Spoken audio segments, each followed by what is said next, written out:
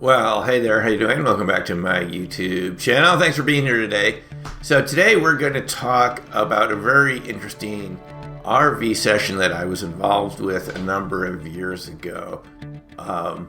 Somebody had given me a target to view. It was really kind of to test our skill. And she wanted to see if we could view this particular target. It happened to be of those hangars at Area 51 at Groom Lake and that big dry lake bed where they test airplanes. And I had this target, and I called a viewer who I knew in Salt Lake City, Teri. And all I said to her was, Teri, I have a target for you. Are you interested? Here are the target coordinates to groups of 4 random numbers.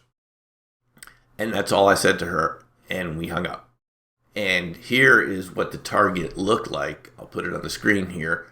And you can see the hangars there with these MiG aircraft in front that I'm told the U.S. Air Force likes to test the capabilities of from time to time and study them and see how they work and how we can design our planes to make them even better.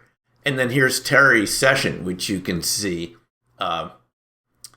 has the hangars and the planes right in front of it.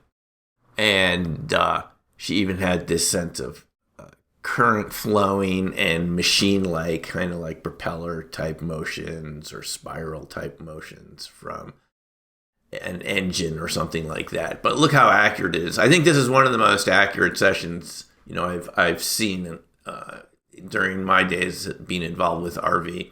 And I thought it'd be interesting to hear from Teri's point of view how she ended up with such an accurate drawing. So I recently spent some time with her, and I asked her this question, and I'll let you see what she said. I say to Teri, all I said to you was, I have a target for you, right? And yes. I read you some coordinates. Yes. And how did you end up getting such accurate, reproduction of my target photo when all I said to you was, I have a target for you? Well, so I went through phases 1, 2, 3, did a preliminary sketch, and then I went into phase 4, and that's where you get the bulk of your information. And then I felt like I wanted to go into a phase 5 and kind of probe around and see where I was at. And that's when I felt, boom, I was there. I was at the target site, and just this whole picture of the entire place was there. And then you drew the hangars and the planes. And then inside of the hangar, you went inside. There was, I cued myself to go inside. And inside of the hangar, there was an actual craft that they had recovered, a UFO or UAP. And it felt like it was a recovered craft that they had inside of the hangar. Now, when you drew the hangars, they're at the very top of the page, almost off the page in my facts.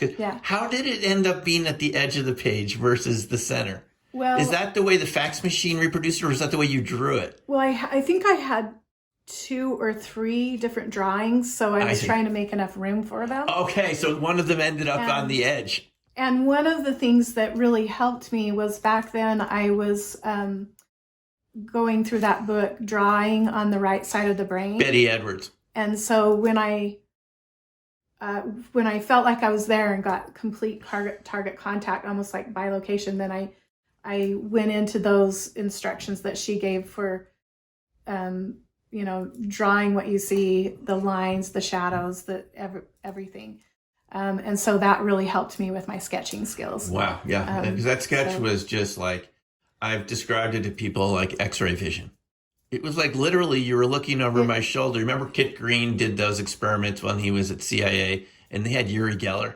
Yeah. And he said he had a picture of architecture of the brain. It was a biology book, and it was a picture of the brain. And Yuri got, I don't know, it's just like scrambled eggs. I keep seeing something like a brain and architecture. And the kids like looking around like they're a camera in the room. Yeah. So when you did that, I said, it's like we were looking through.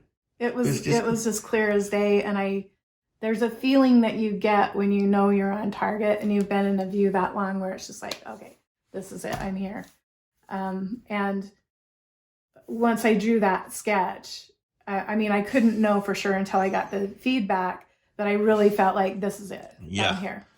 I almost fell over when I saw it. And I went in the hangar. You were in the hangar, which I didn't even give you the cue. You went in the hangar yourself. You saw the UFOs. Yeah. In there. Yeah. Round? Yes. Kind of classic, yes. sort of. Wow. Cool. All right. Well, thanks. Okay. A little history there. Now, when you heard Teri talking there about phases 1, 2, 3, 4, and 5, those are stages in the so-called CRV, Coordinate Remote Viewing System, that was originally created by Ingo Swann at SRI in Palo Alto in the early 1970s. This is a technique that I learned to do. I found that it really worked beyond my expectations, and as you just heard, it works for other people. If you're interested in learning more about CRV, there are people that teach this that you can look around the web and find instructors. I also teach courses in this from time to time. I have self-paced courses and live classes occasionally too. So if you're interested, click on the link below. So anyway, thanks for watching, and we'll see you next time. Take care for now, and bye.